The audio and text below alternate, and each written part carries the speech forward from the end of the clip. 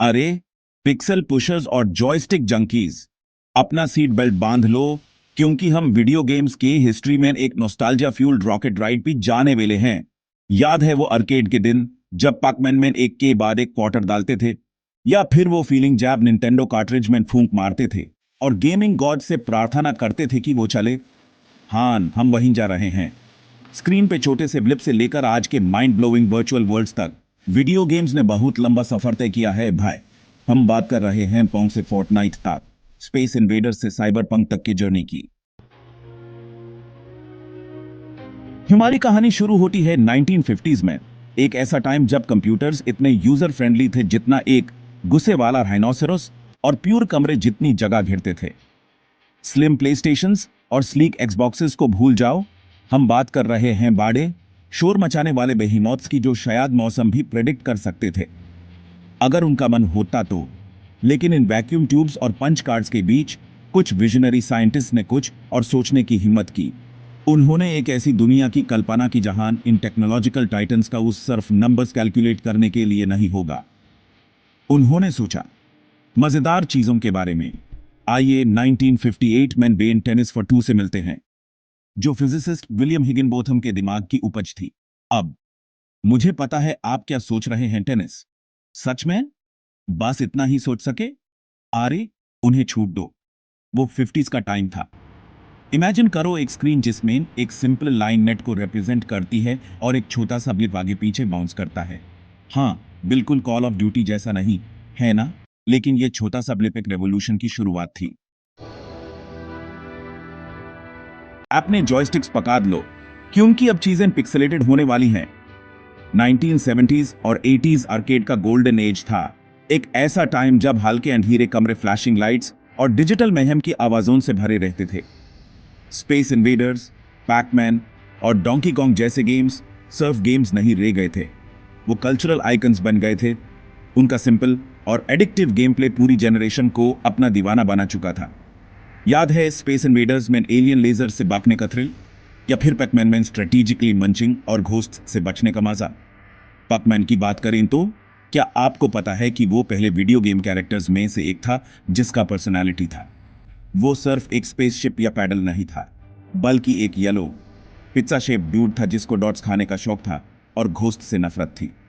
Arcade सिर्फ games खेलने की जगह नहीं थे, वो सोशल हब्स थे, दोस्तों से मिलने, रिबल्स को चैलेंज करने और शायद किसी स्पेशल को अपने मैट गेमिंग स्किल्स से इंप्रेस करने की जगह। जब आर्केड क्रेज अपनी पीक पे था, तभी एक नया चैलेंजर आया, होम कंसोल। अचानक से आपको अपने पेरेंट्स से क्वार्टर्स मांगने की या आर्केड के चिपचिपे फ्लोर्स पे जाने की जरूरत नहीं थी अपना गेमिंग फिक्स पाने के लिए। एएपी ये सब अपने लिविंग रूम में कर सकते थे, लेकिन सब कुछ इतना स्मूथ नहीं था। अर्ली 80s में वीडियो गेम इंडस्ट्री ने डाउनफॉल देखा, मार्केट घटिया गेम से भर गया था और गेमर्स नेचुरली सावधान हो गए थे। फिर निंटेंडो आया, एक नाइट इन शाइनिंग आर्मर की तरह, अपने revolutionary Nintendo entertainment system NES के साथ 1985 में। NES हमारे लिए लेजेंडरी गेम्स लेकर आया, जैसे super Mario Bros, the legend of Zelda और मेट्रॉइड, ऐसे टाइटल्स जिन्होंने प्योर जॉनर्स डिफाइन किए। अपनी टोपीज पकड़ लो, क्योंकि अब चीजें 3 डायमेंशनल होने वाली हैं। 1990s ने गेमिंग का एक नया एरा शुरू किया, जहां ब्लॉकी स्प्राइट्स की जगह पॉलीगोनल वंडर्स ने ले ली और गेम्स पहले से कहीं ज्यादा इमर्सिव हो गए। इस सब का लीडर था सोनी का प्लेस्टेशन, जो 1994 में रिलीज हुआ। यह स्लीक CD पावर्ड कंसोल सिर्फ एक स्टेप फॉरवर्ड नहीं था, यह एक जायंट लीप था। फाइनल फैंटेसी 7, रेजिडेंट ईविल और टूम रेडर जैसे गेम्स ने रीडिफाइन किया कि वीडियो गेम्स क्या हो सकते हैं, अपने सिनेमैटिक स्टोरी टेलिंग, जबरदस्त ग्राफिक्स, उस टाइम के हिसाब से एटलीस्ट, और बेड वर्ल्ड्स के साथ पीछे न रहते हुए। निंटेंडो ने अपना 3D पावर हाउस निंटेंडो 64 1996 में रिलीज किया। अर्ली 2000s में प्लेस्टेशन 2, एक्सबॉक्स और गेम क्यूब आए और हर एक ने ग्राफिक्स, गेम प्ले और स्टोरी टेलिंग की बाउंड्रीज को और आगे बढ़ाया। याद है वो दिन जब मल्टीप्लेयर गेमिंग का मतलब था टीवी स्क्रीन के आसपास दोस्तों के साथ बैठना, कंट्रोलर्स हाथ में, गोल्डनिए या मारियो कर्ट में लदना। हाँ, वो अच्छे दिन थे, लेकिन 2000s ने गेमिंग का एक नया एरा शुरू किया, ऑनलाइन मल्टीप्लेयर का उभाव। अचानक से आप सिर्फ अपने दोस्तों के साथ compete नहीं कर रहे थे, आप पूरी दुनिया के प्लेयर्स के साथ मुकाबला कर रहे थे।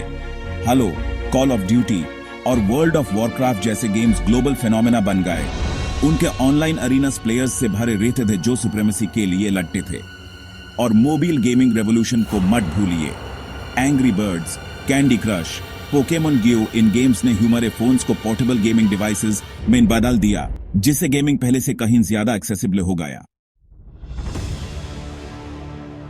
अपने सीट बेल्ट्स बांध लो गेमर्स, क्योंकि गेमिंग का फ्यूचर एक शुगर क्रेज्ड डेवलपर के डिजाइन किए लेवल से भी ज्यादा विल्ड लग रहा है। हम बात कर रहे हैं वर्चुअल रियलिटी की, जो इतनी रियल है कि आपको लगेगा कि आप पिक्सेल्स को सूंघ सकते हैं। आर्टिफिशियल इंटेलिजेंस जो आपके एवरेज ऑनलाइन ओपोनेंट से भी ज्यादा स्मार्ट है, नो ऑफेंस। और क्लाउड गेमिंग जिसे आप कुछ भी, कहीं भी, कभी भी खेल सकते हैं। इमेजिन करो एक वीआर हेडसेट लगाकर एक गेम वर्ल्ड में जाना जो प्रैक्टिकली रियलिटी से अलग नहीं है। एएपी अपने बालों में हवा महसूस कर सकते हैं जब आप एक फ्यूचरिस्टिक सिटी में रेस करते हैं। कंट्रोलर का रंबल अपने हाथों में जब आप एनिमीज के होर्ड से लटे हैं। लेकिन गेमिंग का फ्यूचर सिर्फ फैंसी टेक के बारे में नहीं है, ये स्टोरी टेलिंग की बाउंड्रीज को पुश करने के बारे में है। ऐसे एक्सपीरियंसेस क्रिएट करने के बारे में जो पहले से कहीं ज्यादा इमर्सिव और इमोशनली एंगेजिंग है। कौन जाने फ्यूचर का या लेकर आएगा। शायद हम गेम्स को अपने दिमाग से कंट्रोल करेंगे या वर्चुअल वर्ल्ड्स में बीम करेंगे जैसे स्टार ट्रेक में दिखाते हैं। और यह मेरे फेलो बटन मैशर्स, वीडियो गेम्स की कहानी है, एक जर्नी जो स्क्रीन पे एक सिंपल ब्लिप से शुरू हुई और एक $multi-billion इंडस्ट्री में बदल गई, जिसने मिलियंस के दिल और दिमाग जीते हैं। लेकिन सबसे अच्छी बात यह है, गेमिंग की कहानी अभी खत्म नहीं हुई है। सच में ये तो अभी शुरू हो रही है। हर बार जब आप एक कंट्रोलर उठाते हैं, अपना पीसी बूट करते हैं या अपने फोन स्क्रीन पे टैप करते हैं, आप ever evolving world of video games में कंट्रीब्यूट कर रहे हैं। तो गेमिंग का फ्यूचर क्या लेकर आइएगा, मुझे कमेंट्स में बताओ। और लाइक, सब्सक्राइब और नोटिफिकेशन बेल को इतनी जोर से दबाना मत भूलिए जितनी जोर से आप बॉस फाइट के दौरान बटन मैश करते हैं।